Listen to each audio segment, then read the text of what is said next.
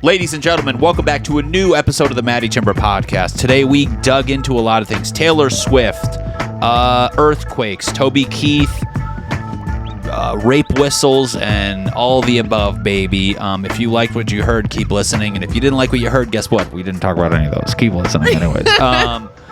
Important tour dates coming up. I'm coming to a city and in a city, hopefully near you. Do you get the joke? Probably not. This February 13th, I'll be in Naples, Florida. February 14th, we'll be in Boca Raton, Florida. And Chicago will be April 11th. Dubuque, Iowa, April 12th and the 13th. We're going back to Chicago, April 13th. On 420, you stoners will be in Denver. And last but not least, Washington, D.C., May 3rd and the 4th. You guys can get tickets at mattychymborpodcast.com/upcoming shows. And I'm excited to see you there. Please like, subscribe, comment, give me your interactions. I'll interact back. We'll do an interaction 69. It'll be great. So thank you guys for clicking the link and enjoy this week's episode of the Matty Chymbor podcast.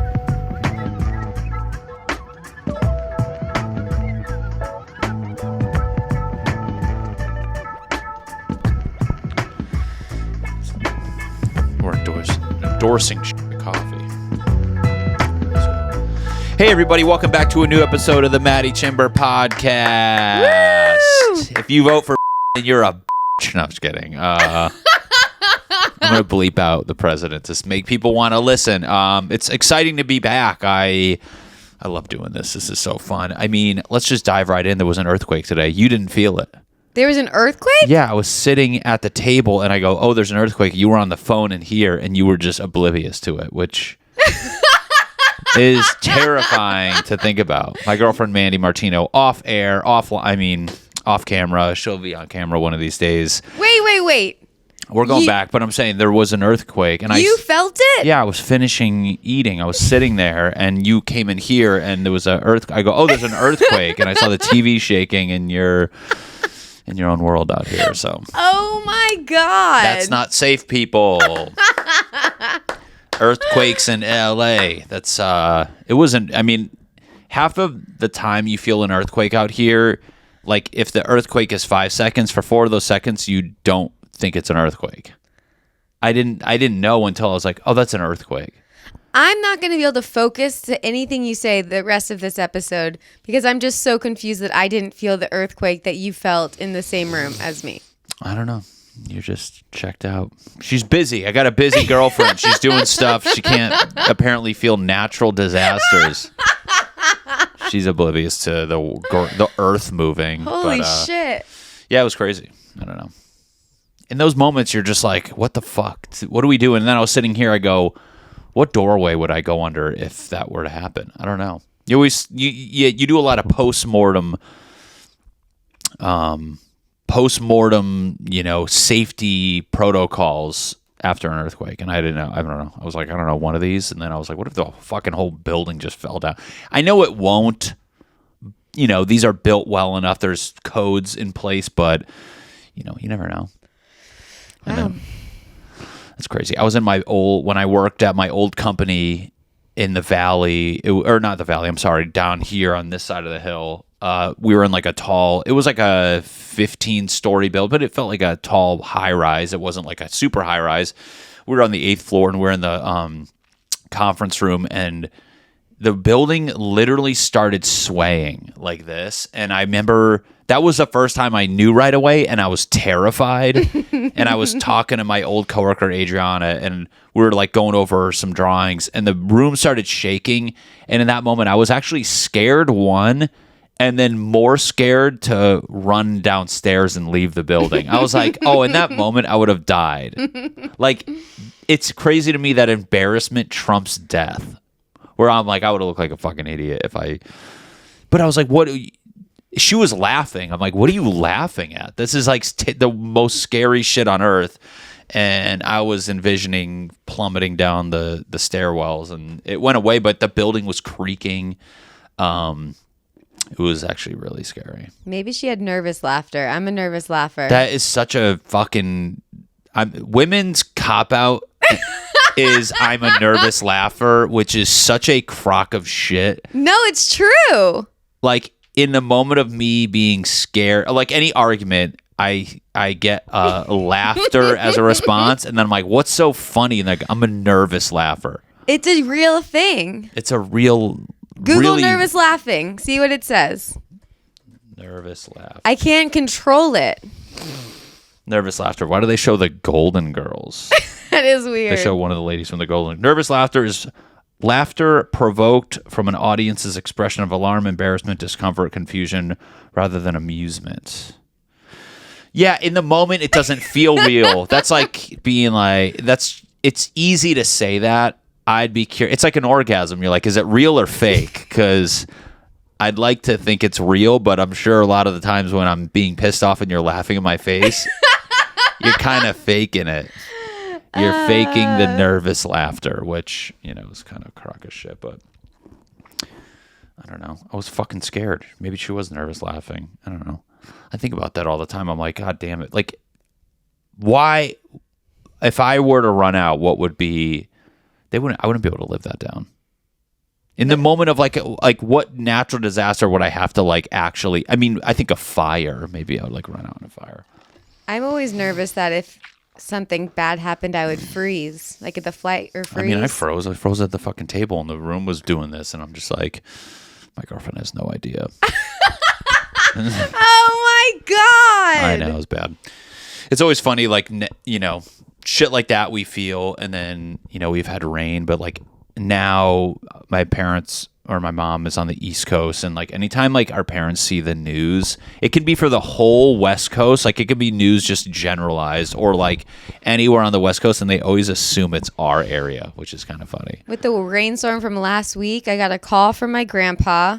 Right. Saying, like, joking about it. And then a nervous text from my Grammy, other not related grandparents, being like, be safe out there. I'm like, it's sprinkling out.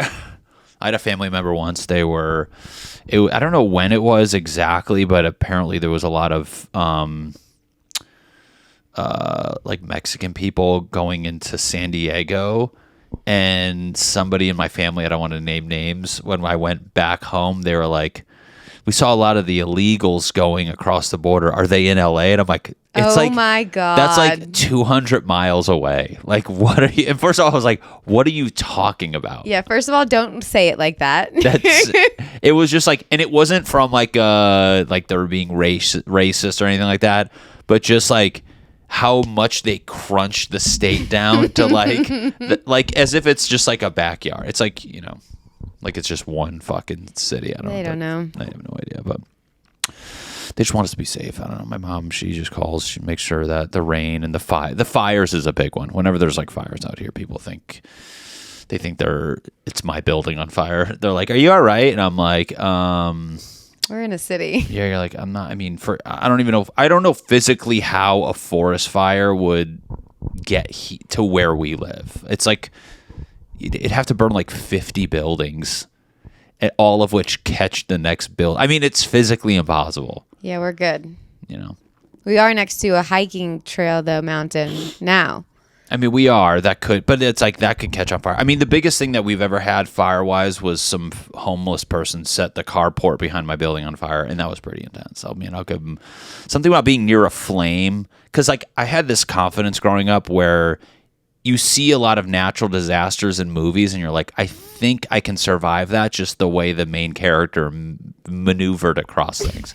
Like, there's an earthquake and they're jumping as the building's collapsing. They're finding the perfect floor that didn't collapse. They kind of navigate it. Or even like a forest fire, you're like, well, just run out. Like, you don't realize, like, in the moment of like that carport being on fire, like, it was a big flame. I think in the grand scheme of like building flames, it wasn't that big. And then I was like, oh, I would get fucking just roast. I would literally look like the coyote in the cartoons, and I'll just turn to dust and just fly away. Like, even like when you're cooking, you ever like have your hand like wave over the fucking stove? Like, you think you're like, oh, the flame's hot, and then the pan moves and you're like, oh, that's really hot. That's like insanely hot. But I don't know. My mom, they just want us to be safe. But speaking of my mom, I mean, you know, they'll, in the midst of them trying to make sure like you're safe, I think they overlook like very obvious things, like, you know, San Francisco's getting rain, and they're like, how's the rain there? You're like, you stop overlooking like really obvious things. But one gift I got for Christmas, my mom got me the Birdie, which it's basically an alarm for women. It's a car alarm for women's purses. The Birdie. It's not a rape whistle, but it's like a rape alarm, and I hope I don't get flagged for saying that. But yeah, on the box it says made by women for women.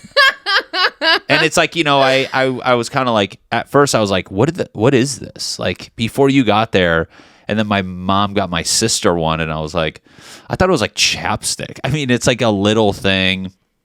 And then even reading the box, it says I didn't pick up on it, because even reading the back of the box, they're like, blah, blah, blah, women's safety is our highest priority. And I was like, what the fuck did this lady just get me? And then, but she said because you have shows in dangerous areas. Yeah, so it's not even like she saw it. She's like, okay, this is a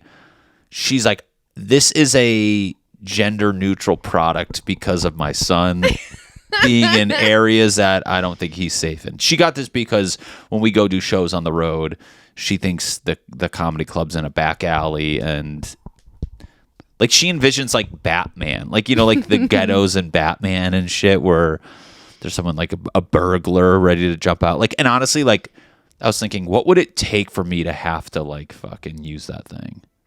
I mean, you have to also keep it on you because you don't have a purse. So where are you going to put it? I mean, that your belt loop. Logistically, I don't even know where I'd keep it, but I'm like, where would what would the reaction be of people? Like, what if I falsely triggered that alarm? Like some guy is, you know, running at, or a woman, you know, let's paint the picture differently. Like in this scenario, you know, I thought this whistle or alarm was just for women because of somebody attacking her, typically a guy, whatever. But, you know, what if the scenario, a estranged woman is coming to attack me, and then I pull the alarm? But like I said, what if I did it like by accident, and then it's just fucking loud, and they're like, "Why do you have that?" Just have to own it. I would own it. You know, I don't give a fuck. Make rape whistles for guys. Why don't we have? We should have a whistle when the woman falsely blows her rape whistle. That's called the "No, I'm not raping you" whistle. There should be a thing where it's like, she's like, "Heh," and then mine's like, "Huh," and they're like, oh, it's a miscommunication. They cancel out. Everything's fine. When I say me, I'm not me. I'm just saying there needs to be, because if we were in public and you blew a rape whistle and you screamed, everyone would just believe you, and then I'd have to tell, you know, no, I'm not doing any. She got confused or just bumped into her. A false alarm whistle. A false alarm. I'm gonna make false alarm whistles. But how can we trust that? How can we trust yours? It's true. See, I'm just saying, I'm not trying to go down that road. That's a scary road to go down, and I'm not trying to do that. But thank you, Mom, for the whistle. But yeah, I don't know. Stuff like that doesn't like I mean, like the earthquake thing. I gotta say though, like for what it is, shit like that doesn't bother me, like mentally. Like I don't know. I don't get really too freaked out. I think I got scared once during like an earthquake or some shit like that. But it's interesting because I go to therapy now because I'm fucked up. But like other things scare me. Like, isn't that insane? Like our building could be shaking, and I'm just like sitting there eating fried rice. And then I can think about a show that's 3 months, and I just go into full panic attack. That doesn't make any sense to me. Shows where your priorities are. I mean, you know, apparently my priority is not having a building fall on my head. That's crazy, though. I mean, I go to therapy. I mean, I'm in first off, I'm newly in therapy. I went a long time ago. There's like a weak stigma around therapy. The more you go, I actually don't. I mean, I feel like anybody can benefit. You can all be a little more mentally stable. And until you go, like forever, you're like, oh, I'm fine. And then I go, and it's funny, my first time there, I apologized for like 3 times because I felt like I was talking too much. What? I was like, I was rambling on. Like, when I talk, it goes story, side story, side story, side story, side story, side story, and then it goes back to the main story. Hey, that's how you're trying to. I'm trying to write comedy like that, yeah. but it's interesting how I just go on these tangents, and I was just like, I'm sorry. Like, and I kept saying I'm sorry, like I was supposed to let her talk, and she's like, you are here to talk. And I was like, I'm sorry. She's like, if you say sorry again, we're ending this. She's like, you seem psychotic. And I'm like, I am, lady. I need fucking help. I love hearing a guy say that because I feel like women say sorry. Like if you bump into somebody, sorry. Like, sorry. It's just like it's just an easy, I mean, like, let's be honest. Like whenever I say sorry, if I say sorry too much, I'm not always saying like sorry. Like I don't mean it like, oh, I'm sorry. It's more of just like my bad type. Yeah. It's very like a lesser. It's like when you walk by somebody, you say, what's up? It's like, you're not saying what's up. You're saying like, hi. Yeah, don't tell me how you're doing. Yeah, and it's kind of like me just waving the flag of like, I'm acknowledging this is a lot. And then she's like, I don't know. But yeah, it's interesting. I get anxiety. I'm an anxious guy. I'm a type A male. I got a lot to do and little time. No, I don't know. I just feel like my lifestyle leading up to prior to going there, I was just doing fucking too much. I mean, that's going to bleed me into my next topic, but I had a lot going on. I had my fucking job. I had stand-up, everything I was pushing. I felt like they're all rocks, right? My comedy, my videos, and my job. And I'm pushing all of them up a fucking hill. It's like snowballs. They're getting progressively heavier. And there's a point where you're just like, yeah, I'm losing my goddamn mind. I'm fucking freaking out. They're all getting good, though. It's weird because they're all growing like in a positive way, but the strength it took to push each one was getting too much, which brought me to the decision of quitting my job, and I'm now jobless in the eyes of America and my parents. But I do have a job. It's comedy. I'm doing comedy full time now. That's why this puppy's coming back full steam ahead. This is going to be one of the small rocks. It's a very small rock right now. I can basically kick it. It's like a pebble. It's like a piece of gum right now, and it's just catching hair and loose garbage on the ground. But it feels good. I feel way better. I mean, I get nervous for shows because I build them up. I get nervous for. I'm better about. I swear to God. So I mean, if you guys know me from Instagram or you click this because I'm bothering you in one way, shape, or form. I feel better about the videos lately. I feel like I was building it up and I was letting the algorithm's bizarre behavior affect me too much. And the last two things I did, I'm kind of like, I'm trying to enjoy the process, not the fucking outcome. I think that should be the case for everybody. I don't know. How can you make that about your life? I mean, if it makes sense for doing like videos, but like with everything. I know, but I'm trying to think of like a funny example. How about parroting? Parroting? Like a bird's? Parenting. Enjoy the process of your parrot growing. Don't seek the fun part of the words and whatever the fuck parrots are doing. Parenting. Yeah, exactly. Like, I mean, what's the end goal of a parent, though? It's like you want your kid to turn out well. Exactly. And guess what? That's not going to happen for anybody. Your kid's going to end up in therapy, freaking the fuck out. Just enjoy it. Do your best. No, exactly. Like, I enjoy doing. I'm trying to enjoy the process. I do enjoy the process. It's easy to get like poisoned in a way, like in terms of social media, getting poisoned by, or I don't want to say poisoned, like you get tricked because the dopamine of posting and seeing people comment and interact, that's fun. Let's be honest. I'm trying to get good at like calling a spade a spade. It's like, I'm not trying to trick my brain. Like I don't like that, but I'm also trying to be like, that's not a good thing to fixate on. You should fixate on the fun part of like, even yesterday, trying new video shot angles for a new idea, like testing things, like that's fun. And I found joy in that. So,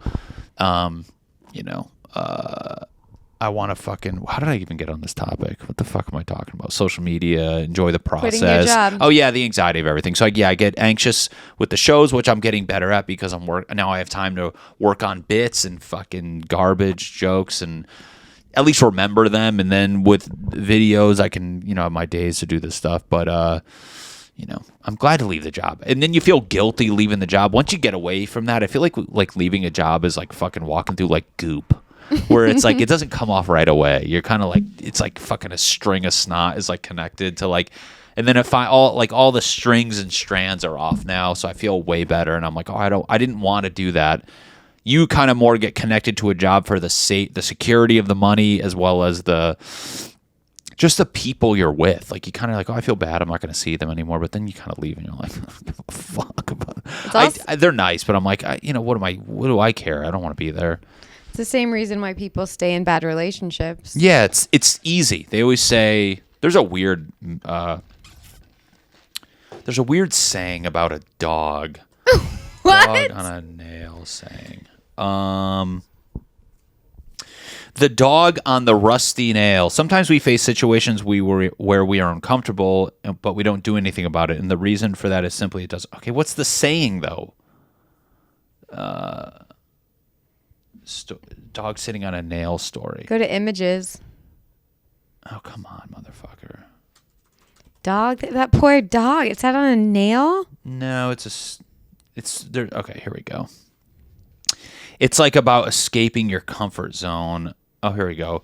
There is a story of an old man and his dog on the front porch. It's hot outside. The old man is sipping on his lemonade and the dog is sitting next to him howling in pain. The neighbors across the street hears the dog howling for several minutes and his curiosity gets the best of him, so he approaches the old man. He asks the old man, "Why is your dog howling in pain?" The old man responds by saying, "The dog is sitting on a nail." Perplexed, the neighbor asks, "Why doesn't the dog just get up and move to another spot on the porch?" The old man takes a sip of his lemonade, smiles, thinks about his response, and says, It doesn't hurt bad enough."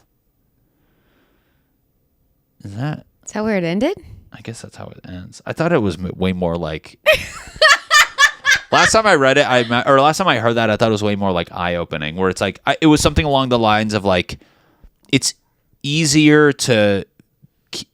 I'm going to combine like multiple thoughts and stories, but it's like, basically it was like the whole premise is it's easier to stay in the shitty situation than go to another situation that's hard. Like you think is harder. Now I got the rusty nail. I still don't get why it didn't get up. I guess it doesn't hurt bad enough to get up. I get it. That makes sense. So it's like, yeah, you're at your day job. It hurts, but you're like, okay, it doesn't hurt enough for me to really want to leave. But you also, I think you fuck with your brain. You don't know. You're like, no, it does hurt more. That's why I think I was getting anxious and tense and my anxiety. And then you leave there. We did the show in Boston recently. That was great. I started doing my basically, like, now that I have my days free, I made a schedule for each day.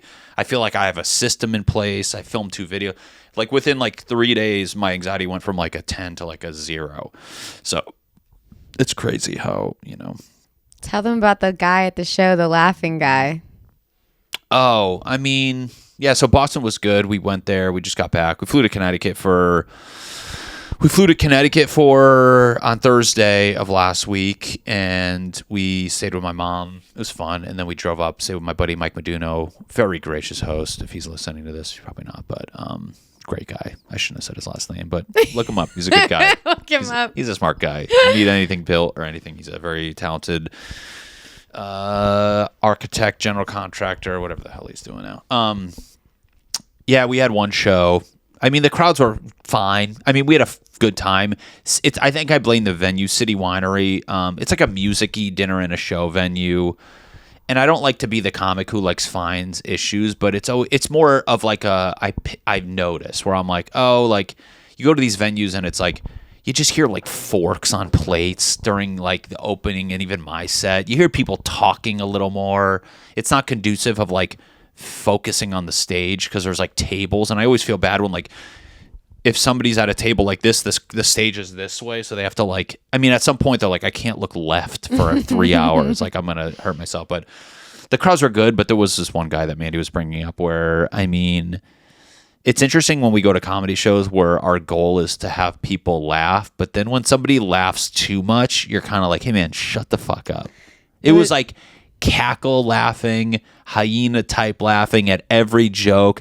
But I gotta say, everyone came up to us afterwards. Was that confusing or was it distracting? And I go, it wasn't like it's not like he laughed during setups. He only laughed when he was supposed to laugh.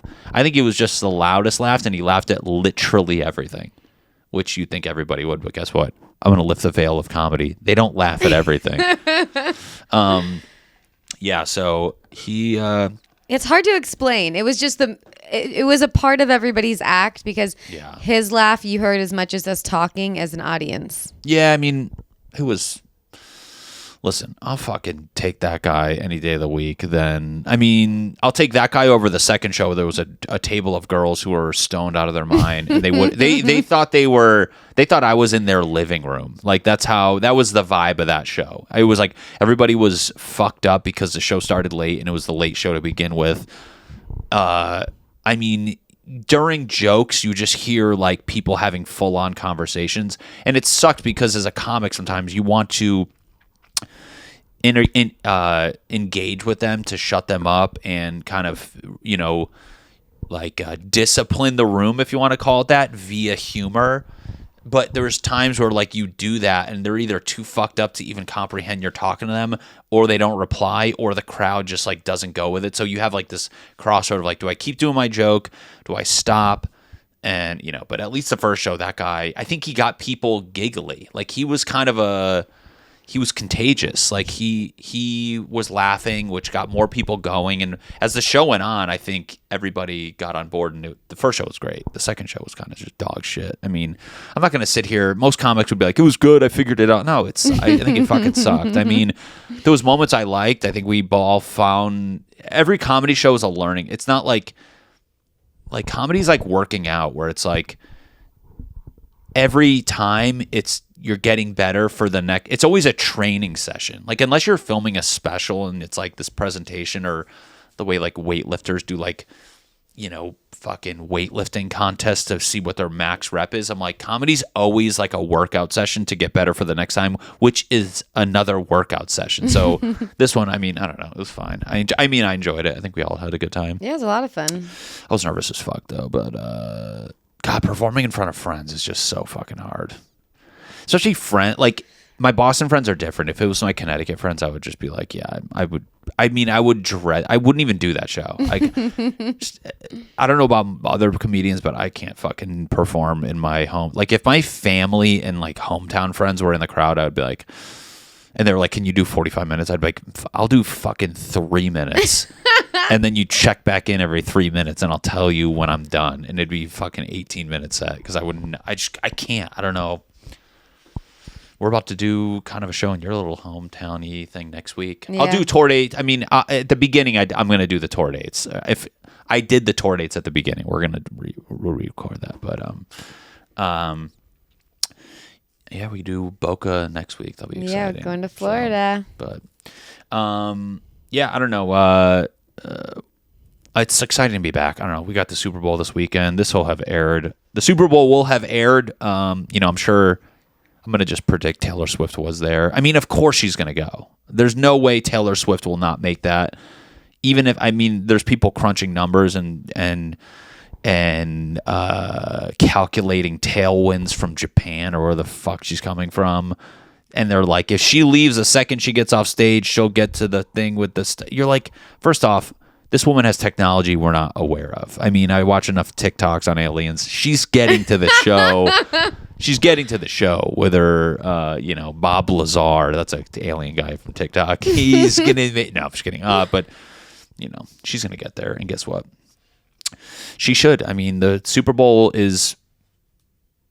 everyone's like, oh, it's going to be the Taylor Swift show. I'm like, well, hey, then Super Bowl, be more exciting then, right? Like, everyone blames her. I'm like...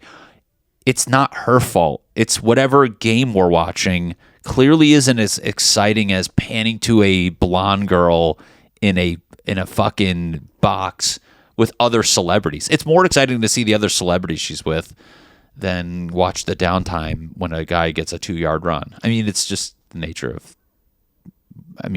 it's more exciting to me. I don't know. Seeing the celebrities in a box at a football game looks like they just took 500 celebrities, shook them, and then just randomly picked out like 10. There's also never like whenever you see them too, it is random because you don't see like a connection. No connection. Like maybe when like fucking some of those actors were with Taylor Swift, you're like, okay, like Ryan Reynolds or whoever the hell. Yeah, like maybe. You're like maybe, but like the last time we looked, it was like Taylor Swift was sitting next to Gerard Carmichael. You're like, what are they? I mean, it's like that was just hilarious. I mean, he's a comic, so we're like, oh hell yeah, that's cool. But yeah, it's kind of like a crapshoot in a weird way. But I mean, she should just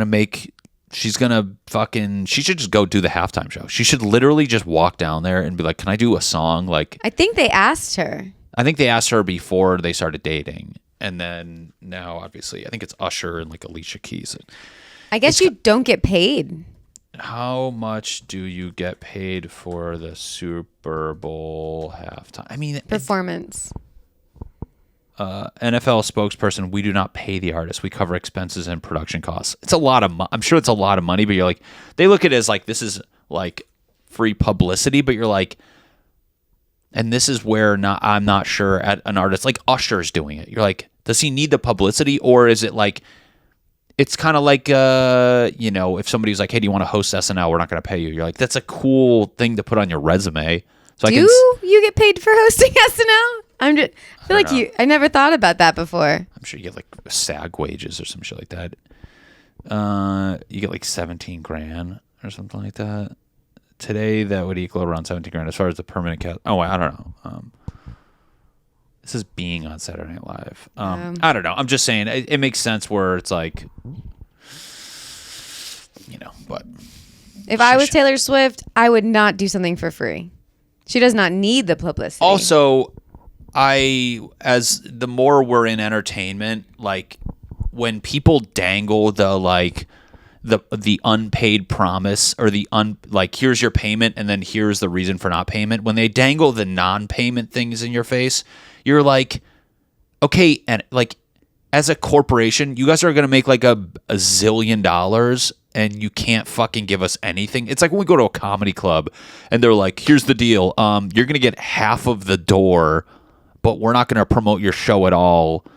How does that sound? You're like, what the fuck? Why would I like, it's such, you get smacked around so much. That's why I understand like when artists, like they always get yelled at for getting like greedy. You're like, no, I mean, I don't think that's the case at all.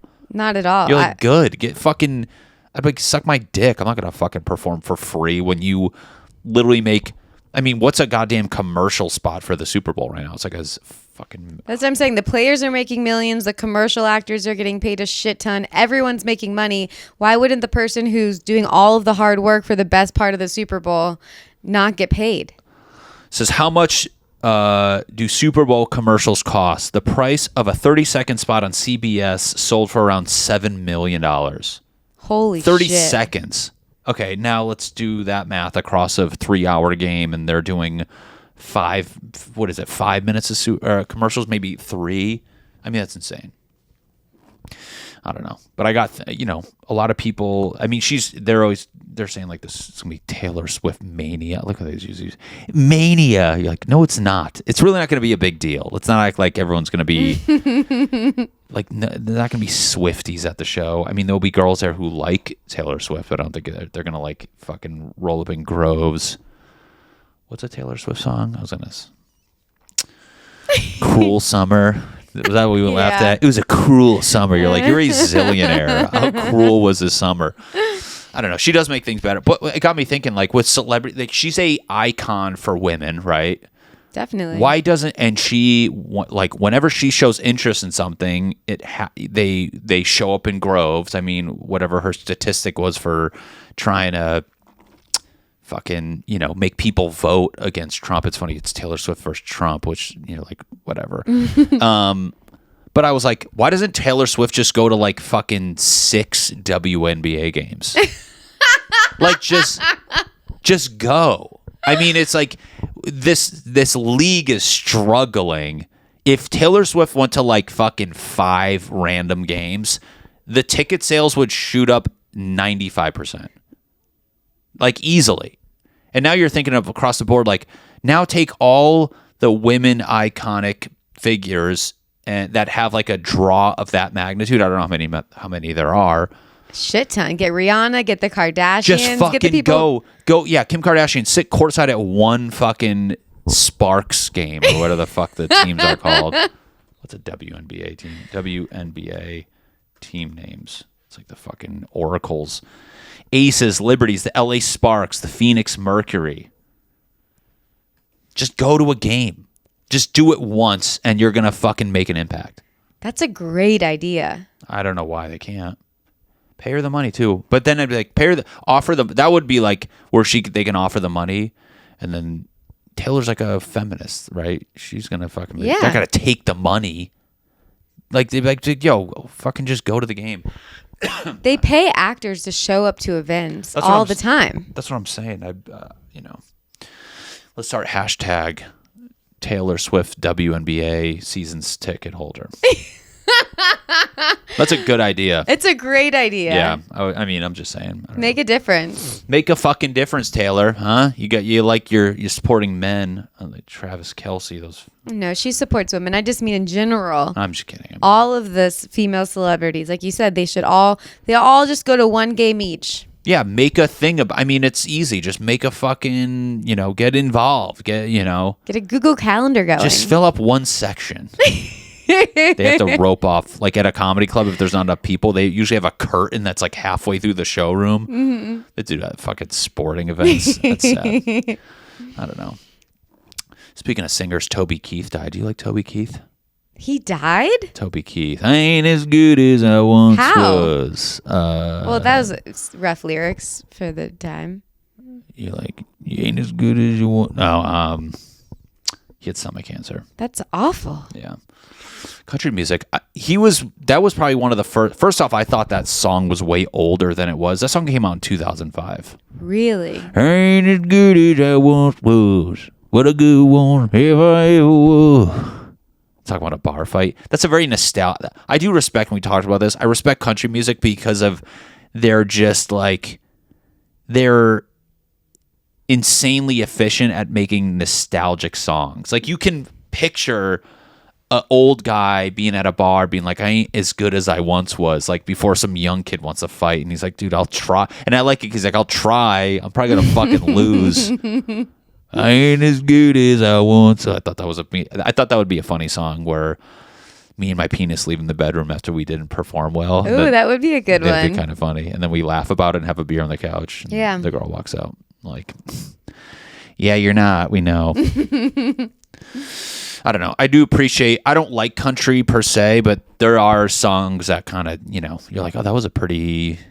I see how they romanticize things. Like, it's kind of impressive. We watched Farmer Meets a Wife, which is, that's a good show at mixing women who think they're about to have some sort of bachelor type experience with a show that's not promising the glitz and glams of that. Like, The Bachelor is like a tennis star, hot young dude who's probably wealthy, lives in Hawaii, and then Farmer Meets a Wife. This guy lives in Missouri in like a 1-bedroom fucking log cabin. You're like, you're not getting what you thought you're gonna get. Mm-hmm. That's funny to me. That show, I don't know. That show though, it's like, I said it last night, and it was funny to me where it's like,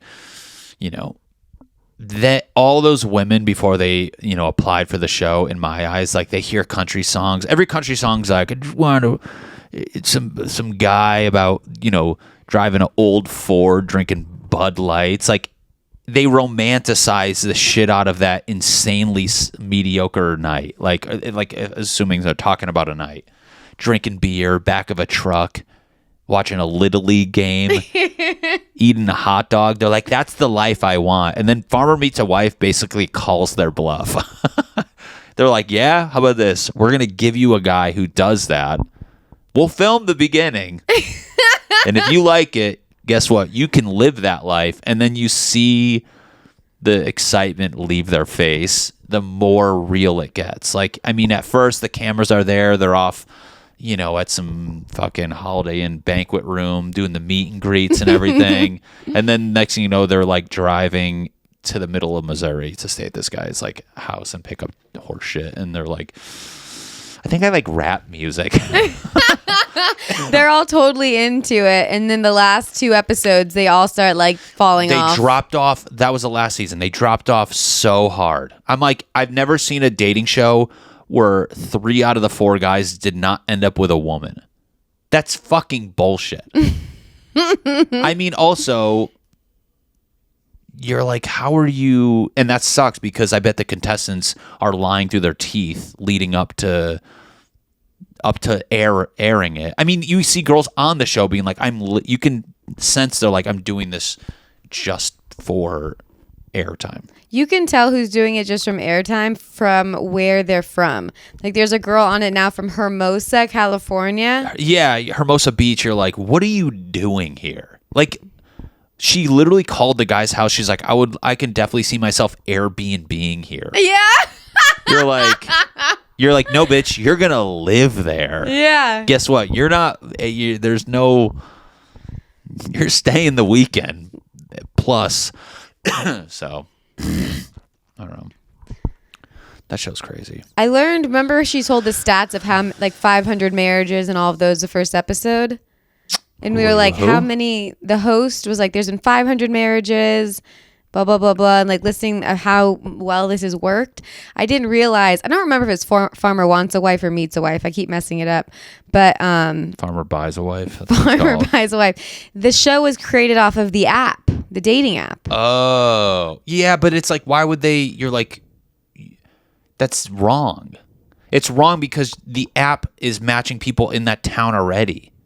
It should. So, I mean, I get that, but it's like, you're now like, taking fucking someone from Newport Beach and being like, do you want to go live in Tennessee and not the cool part? And she's like, not fucking really, but They're saying the guys got to go through the app and choose the top like 8 or 10 girls. Why wouldn't they look at the location and say, let's find girls that would actually, this is their one chance. yeah, I don't know.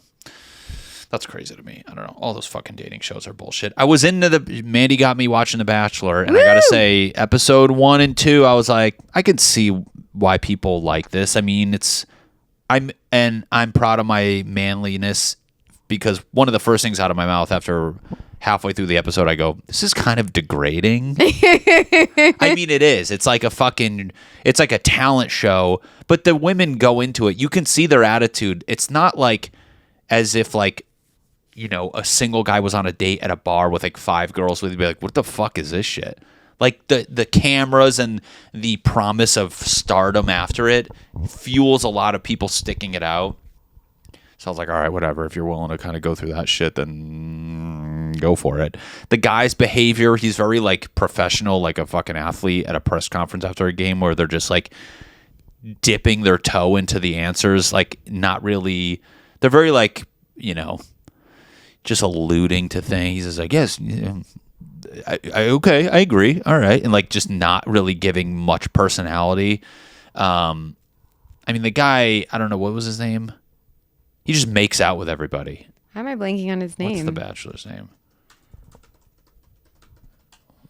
He makes out with everybody like a hug goodbye. Yeah, I mean, it's like, that's another thing. It's like every fucking person on, like, they're just kissing. I mean, it's like, all right, I get it, but, you know. Since episode 1, though, it's too much. Too much. That started to annoy me with the show. The fact that, like, they only air certain people. I mean, we like see in the background there's a girl where I'm like, it's like episode 3, and I'm like, how the fuck is that girl? 1, still there. 2, have never said anything to the camera. That's insane. Which you start to feel like the producers keep girls on for the sake of like being a background character for the other contestants. So now that starts to like, rather than seeing the contestants as like a level playing field, you see the ones that they like and then the fucking backgrounds. You're like, oh, that girl's like literally just a filler, which is fucking insane to me.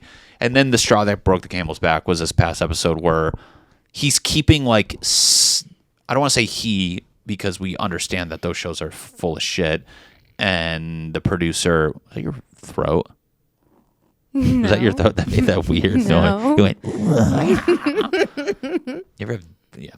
Anyways, yeah, it's not him, but like the producers, like they're trying to narrate drama and like have the fucking crazy girls stay, even though you clearly know they wouldn't be going on. At that point, I'm like, all right, well, this is clearly just trying to piss me off. But which is why I stopped watching it. I haven't watched it since. yeah, it's hard. I can't see myself. Like, I think maybe we'll watch one more. Like, I'll watch another one, but it's not like I'm like, you kind of just feel like you're getting fed bullshit now. I feel like we're mainly watching it because we're sick of scrolling through Netflix. That is true. Scrolling through Netflix is absolutely painful. I mean, it's such a painful process. It is a mood ruiner. I mean, it's like when we find like a new series to watch where there's at least 6 episodes, it's such a goddamn relief because 99% of the stuff on Netflix is absolute dog shit. I mean, all these apps now, like they're giving shows, like back in the day, to get a show was like, I think hard. They can, filter out kind of the dog shit because they didn't want to fucking give everybody. Now everybody gets a fucking show. We watched this like makeover show where I was like, this budget was like $150. I was like, this is the worst show I've ever seen in my goddamn life. But, it's exciting getting something to binge for the most part. Yeah, I'll take the trash over the scroll. I mean, fucking Christ. It's like, I've said this before, and I tend to like to keep my good ideas to myself. But why doesn't Netflix come out with like a channel scrolling thing like old TV used to have? Yeah. And just like take all your shows rather than shove them in our face with these fake top 10s that are clearly you pushing your fucking in-house movies. From 2019. Just make like a TV channel kind of TV guide. Like a TV guide type thing. Organize the shows like old school TV so then we can feel like we're flipping through channels. I watched 99% of the shows I used to watch back in the day was because I just didn't want to flip through channels anymore. And then you watch a show and you end up liking it and, just do that. Just have like what's the term? Like, remember like back in the day, like they had like Super Nintendo and then on the computer there was like, they'd make like it's like a not synchronizer, something izer. There's like a term, generator. What is that noise? I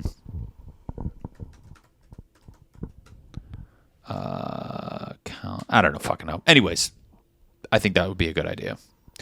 That would be nice. Something about flicking through channels. Call me old-fashioned for saying flicking through channels, but I think that would work. It would make everything better. But, Netflix as a whole, it's just like, Jesus Christ, we watch the same 3 things. Seinfeld, and Seinfeld. I know. And you know what? I'm getting sick of it. No,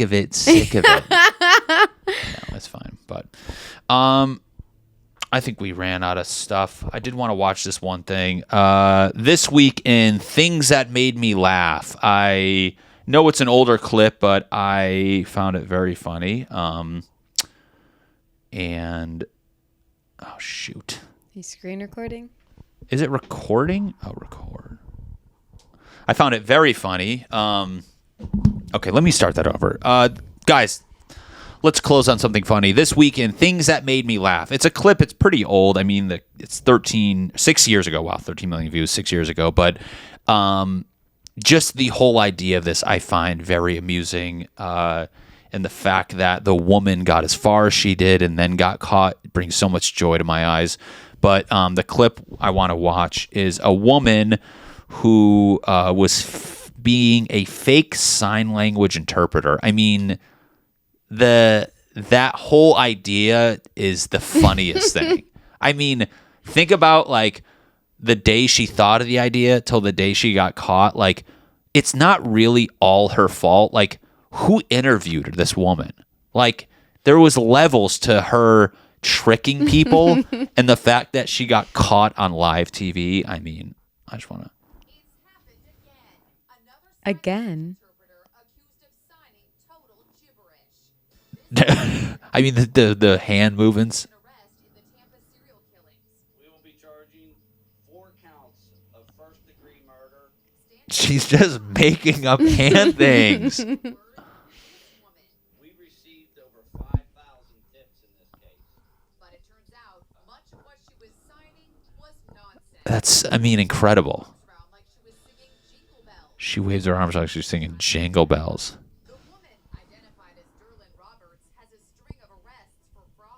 I mean, how did she... Who the fuck hired this one? I'm just sorry. Like, I'm so happy for her. She was arrested for fraud like 7 times. And then this time they go... She's pretty good at signing, though. She's literally just doing this. Who would think to have to like look into that? You wouldn't expect someone to lie. I mean, somebody else should be in trouble besides this woman.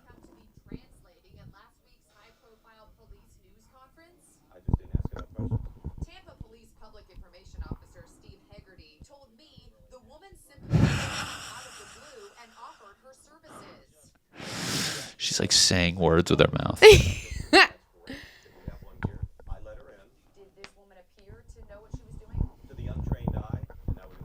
To the untrained eye, it seemed like she knew what she was doing.